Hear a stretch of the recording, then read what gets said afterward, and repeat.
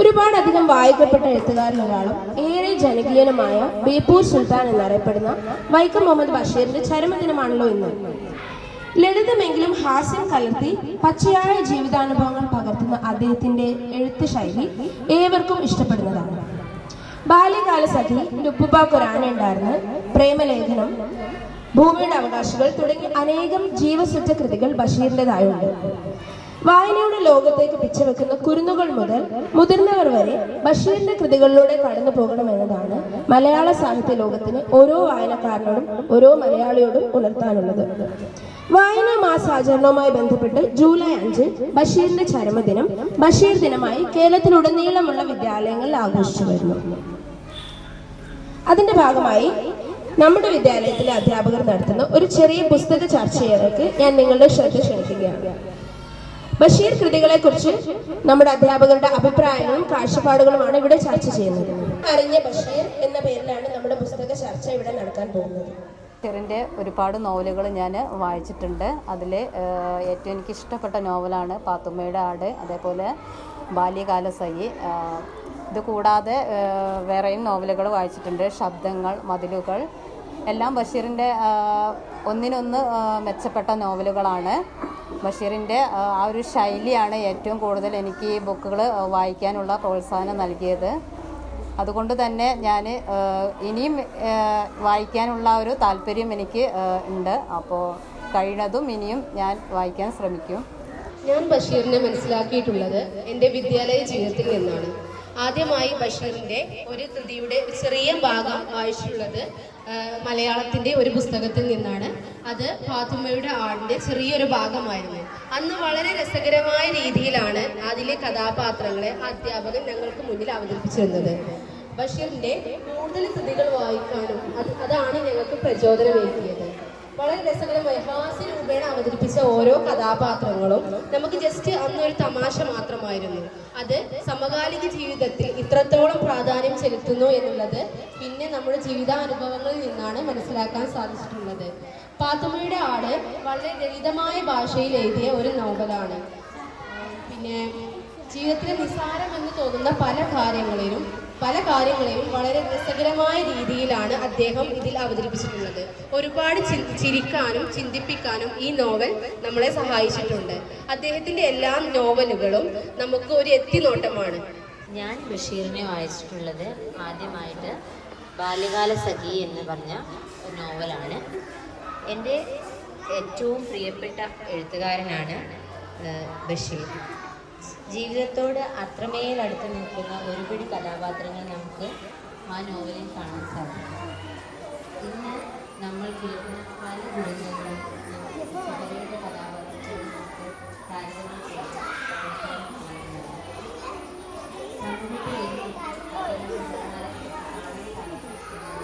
ആ കഥാകാരൻ്റെ ഒരു മഹിമ തന്നെയാണ്.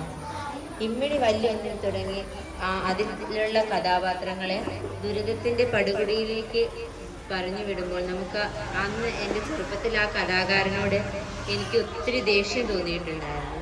പക്ഷേ എൻ്റെ വളർച്ചയിൽ ജീവിതത്തിൻ്റെ യാഥാർത്ഥ്യങ്ങൾ തിരിച്ചറിഞ്ഞപ്പോൾ ആ കഥാകാരനായിരുന്നു ശരിയെന്ന് പിന്നീട് എനിക്ക് മനസ്സിലാവുകയും ജീവിത യാഥാർത്ഥ്യങ്ങൾ അത്തരം അനുഭവങ്ങളിലൂടെയാണ് ജീവിതങ്ങൾ കടന്നു പോകുന്നത് എന്ന് എനിക്ക് മനസ്സിലാവുകയും ചെയ്തു. കഥാകാരനായിരുന്നു ശരിയെന്ന് എനിക്ക് ബോധ്യപ്പെടുകയും ചെയ്തു. ഇങ്ങനെയാണ് ഞാൻ ബഷീറിനെ ആദ്യമായി വായിച്ചിട്ടുള്ളത്. നമസ്കാരം. പ്രിയമുള്ളവരെ, നമ്മുടെ ഇന്നത്തെ ടോപ്പിക് വരുന്നത് ഞാൻ അറിഞ്ഞ ബഷീർ. ഞാൻ ബഷീറിൻ്റെ അനവധി പുസ്തകങ്ങൾ വായിച്ചിട്ടുണ്ട്. അതിലേറ്റവും ഒരുപാട് കഥാപാത്രങ്ങൾ തിങ്ങി നിൽക്കുന്ന ഒരു പുസ്തകമാണ് ആനവാരിയും പൊൻകുരിശും. ഇതിലുള്ള കഥാപാത്രങ്ങൾ എന്ന് പറഞ്ഞിട്ടുണ്ടെങ്കിൽ ആനവാരി രാമൻ നായർ, പൊൻകുരിശ് തോമ. ഇവർക്ക് ശരിക്കും ഉണ്ടായിരുന്ന പേര് എന്ന് പറഞ്ഞാൽ രാമൻ നായരും തോമയുമായിരുന്നു. ഇവരെങ്ങനെ ആനവാരി രാമൻ നായരും അതുപോലെ തന്നെ പൊൻകുരിശ് തോമയുമായി എന്നാണ് ഈ കഥയിൽ അദ്ദേഹം പറയുന്നത്.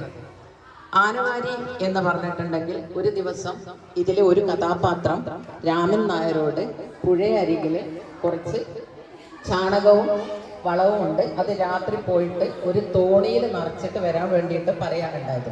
അപ്പൊ രാമൻ നായരും തോമയും ഇതിൽ പെട്ട് എട്ടുകാലി മമ്മൂന് ഇങ്ങനത്തെ കുറെ മണ്ടൻ തപ്പ ഇങ്ങനത്തെ ക്യാരക്ടേഴ്സ് ഉണ്ട്. ഇവരെല്ലാരും കൂടി ഒരു രാത്രി, അന്ന് ടോർച്ചോ വെളിച്ചോ ഒന്നുമില്ല, അരണ്ട വെളിച്ചത്തില് അവര് ചെന്നിട്ട് എന്തൊക്കെയാണ് ഇത് വാരി തോണിയിൽ നിറക്കാൻ പോണ സമയത്ത് അവരെ കയ്യിലുള്ള കൈക്കോട്ടുണ്ട്. ആദ്യം അവർ വിചാരിക്കുന്നത് ചാണകമാണെന്ന് വിചാരിച്ചിട്ട് ഒരു കൊത്തുമ്പോൾ അത് ആനയായിരുന്നു. ആന എന്ന് പറഞ്ഞാൽ ഇതിലുള്ള രണ്ട് കഥാപാത്രങ്ങൾ കൊച്ചു നീലാണ്ടൻ, പാറുക്കുട്ടി. കൊച്ചു നീലാണ്ടൻ എന്ന് പറഞ്ഞാൽ കൊമ്പനാനയാണ്, പാറുക്കുട്ടി എന്ന് പറഞ്ഞാല് പെണ്ണാനയാണ്, പിടിയാന. അപ്പൊ പാറുക്കുട്ടി കിടക്കുന്ന സ്ഥലത്താണ് എന്താക്കിയത്, വളാണെന്ന് വിചാരിച്ചത് കൊത്തിയത്. എന്നിട്ട് അപ്പൊ പാറുക്കുട്ടി ഭയങ്കരമായിട്ട് ഒരു സൗണ്ട്, ഒരു ഒച്ച ഇട്ട സമയത്ത് രാമൻ നായർ പേടിച്ചിട്ട് എന്തായി ഓടിയിട്ട് ഒരു മരത്തിന്റെ മുകളിൽ കയറി. പൊൻകുരിശ് തോമ എന്തായി പുഴയിലേക്ക് എടുത്ത് ചാടി. പിറ്റേന്ന് ഈ കഥ അങ്ങാടികളിൽ പരക്കുകയും അദ്ദേഹത്തിന് എന്ത് പേര് വന്നു, ആനവാരി രാമൻ നായർ എന്ന പേര് വന്നു. ഇനി പൊൻകുരിശ് തോമ, ഇദ്ദേഹത്തിന്റെ പേര് തോമ എന്നായിരുന്നു. അപ്പൊ ആ നാട്ടില് ഒരു ക്രിസ്ത്യൻ പള്ളി ഉണ്ടായിരുന്നു.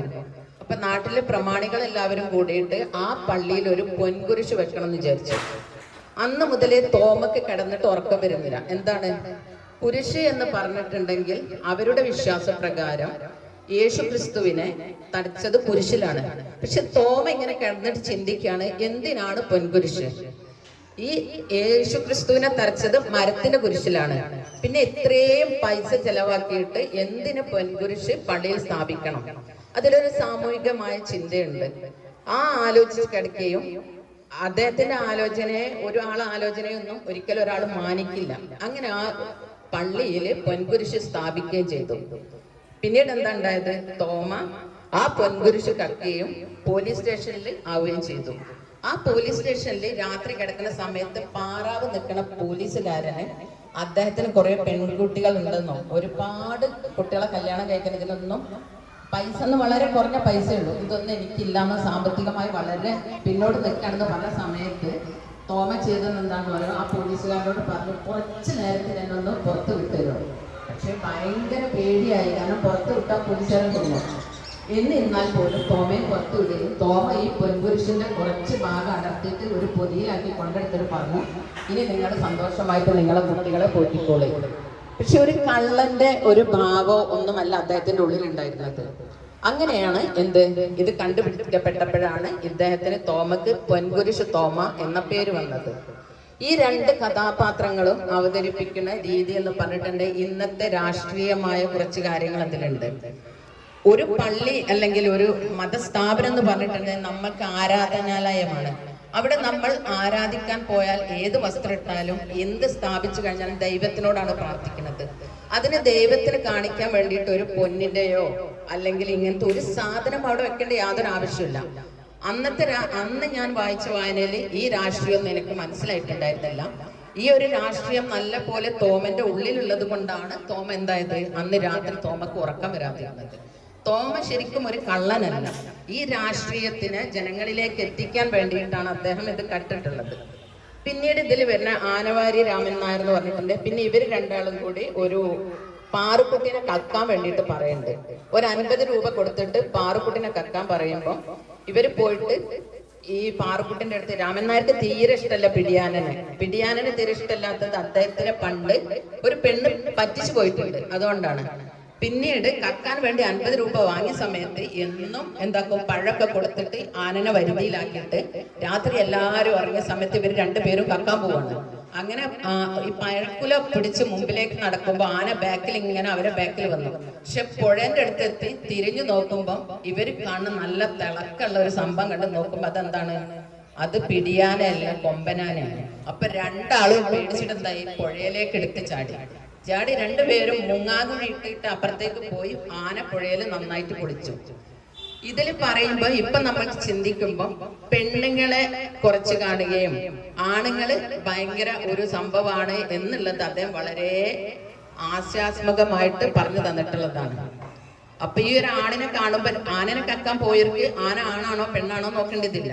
അതിലെ രാഷ്ട്രീയം എന്താണ്, ഏത് ആനയായാലും കക്കെന്നുള്ള ധൈര്യം കാണിച്ചാൽ മതി. പക്ഷെ അവരെ ധൈര്യം എന്തായി പോവാണ്, അവിടെ നഷ്ടപ്പെട്ടു പോവാണ്. ഇതാണ് എന്റെ വായന. ഈ വായനയിൽ ഞാൻ കുറേ കഥാപാത്രങ്ങളെയും കഥകളെയും വായിച്ചിട്ടുണ്ട്.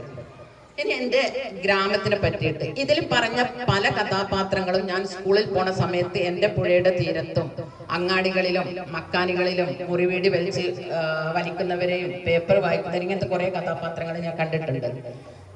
ഞങ്ങളെ സ്കൂളിലെ പ്രധാന അധ്യാപകൻ അദ്ദേഹം ഞങ്ങളെ സ്കൂളിൽ വന്നിട്ട് ചാർജ് എടുത്ത സമയം മുതൽ ഈ വ്യക്തി എനിക്ക് നന്നായിട്ട് അറിയാം. അദ്ദേഹം പണ്ട് പഠിപ്പിച്ചിരുന്നത് ബേപ്പൂരായിരുന്നു. ബേപ്പൂരാണ് നമ്മളെ ബഷീർ, ബേപ്പൂർ സുൽത്താൻ നിങ്ങൾക്കറിയാം, അവിടെ താമസിച്ചിരുന്നത്. ഈ ബഷീർ ഒരിക്കൽ ഈ പ്രധാന അധ്യാപകന്റെ അടുത്തേക്ക് വരികയും അവിടെ സ്കൂളിലേക്ക് അദ്ദേഹത്തിന്റെ മകളെ ഷാഹിന എന്ന മകളെ ചേർക്കുകയും ചെയ്തിട്ടുണ്ട്. ഫാബി എന്ന് പറഞ്ഞ ഭാര്യയും ബഷീറും ഷാഹിനയാണ് വന്നിട്ടുള്ളത്. ആ സമയത്ത് ഞാൻ അവിടെ ഉണ്ടായിരുന്നു. ഞാൻ ചെറിയ കുട്ടിയായിരുന്നു, ഞാൻ അവിടെ ഉണ്ടായിരുന്നു. ഈ അധ്യാപകന്റെ മൂത്ത മകളും ഷാഹിനയും ഒരു ക്ലാസ്സിലായിരുന്നു. അപ്പൊ പല തവണ ആ ഫാമിലി ഇവിടെ വരികയും ഇന്ററാക്ട് ചെയ്യാനും അവരെ നോക്കി നിൽക്കാനും അവരെ സംസാരങ്ങൾ കേൾക്കാനൊക്കെ പറ്റിയിട്ടുണ്ട്. അപ്പോഴും എന്താണ്, നമ്മൾ ഭയങ്കരമായിട്ട് ആകർഷിക്കണം ആ മനുഷ്യനിലേക്ക്. ഈ മാംഗോസ്റ്റിൻ എന്ന് പറഞ്ഞ മരം എന്താണ്, അദ്ദേഹം പറഞ്ഞു തരുന്ന സമയത്ത് എൻ്റെ മനസ്സിൽ കുട്ടിക്കാലത്ത് പതിഞ്ഞു പോയ ഒരു ഓർമ്മയാണ്. ആ ഓർമ്മയിൽ നിന്ന് അല്ലെങ്കിൽ അതിൻ്റെ ഒരു ഇൻസ്പയർ കൊണ്ടാണ് നമ്മൾ ഇവിടെ നിറച്ചെന്ത് നട്ടിട്ടുള്ളത്, ഫ്രൂട്ടിന്റെ ചെടികളാണ്. ഈ ഒരു മരം എന്ന് പറഞ്ഞാൽ ചിക്കുവിന്റെ മരമാണ്. ഇതിൽ മിക്കവാറും ഭൂമിന്റെ അവകാശികളാണ് ഇത് കൊണ്ടുപോകാറുള്ളത്. കാക്ക കൊത്തും, രാത്രി ആർക്കാണ് വേണ്ടിയൊക്കെ കൊത്തും, നമ്മൾ അത് എടുക്കാറില്ല. ഈ ഇൻസ്പയർ ജീവിതത്തിൽ തന്നതാരാണ്? ബഷീറാണ്. അങ്ങനെ ഈ പ്രധാന അധ്യാപകന്റെ വീട്ടിൽ പല സമയത്തും ഈ ബഷീർ വരികയും അദ്ദേഹം അവരുടെ വീട്ടിലേക്ക് പോവുകയും ഈ സംഭവം അദ്ദേഹം അവിടെ അവതരിപ്പിക്കുകയും നമ്മളെ പല അസംബ്ലികളിലും ബഷീർ അറ്റൻഡ് ചെയ്യുകയും ഒക്കെ ചെയ്തിട്ടുണ്ട്. അങ്ങനെ ഇരിക്കുകയാണ് ഷാഹിനയുടെ ഹസ്ബൻഡ് ഭർത്താവ് പെട്ടെന്ന് മരിക്കുകയും ഈ ബഷീറിനെ ഇത് അറിയിക്കാന് ഞങ്ങളുടെ നാട്ടിലുള്ള ചില ആൾക്കാരെ നിയുക്തരാക്കുകയൊക്കെ ചെയ്ത സമയത്ത് ഇപ്പോഴും ഞാൻ ആലോചിക്കുന്നു, ഈ പ്രധാന അധ്യാപകന്റെ വീട്ടില് അന്ന് ഭയങ്കര മൗനമായിരുന്നു. ഭക്ഷണം കഴിക്കാനൊന്നും ആരും മെനക്കെട്ടിട്ടില്ല. കാരണം ഈ വീട്ടിലൊരു ഫാമിലി പോലെ തന്നെയായിരുന്നു അവരുണ്ടായിരുന്നത്. ഇപ്പോ കാലയവനികൾക്കുള്ളിൽ ആ പ്രധാന അധ്യാപകനും ബഷീറും മറഞ്ഞുപോയി. ഇല്ല, ഇപ്പുണ്ടോ? ഇല്ല. ഇത്രമാത്രം എന്നെ ഈ വായനയിലേക്കും ഇദ്ദേഹത്തിന്റെ ഇതിലേക്കും എത്തിച്ചത് ആ പ്രധാന അധ്യാപകനാണ്. ഇപ്പൊ ഈ കഥ എല്ലാവർക്കും മനസ്സിലായിട്ടുണ്ടാവും. വലിയൊരു സന്തോഷത്തോടു കൂടി എനിക്ക് നിങ്ങളോട് പറയാനുള്ളത്, ആ പ്രധാന അധ്യാപകൻ എൻ്റെ ഉപ്പയായിരുന്നു. Okay, thank you.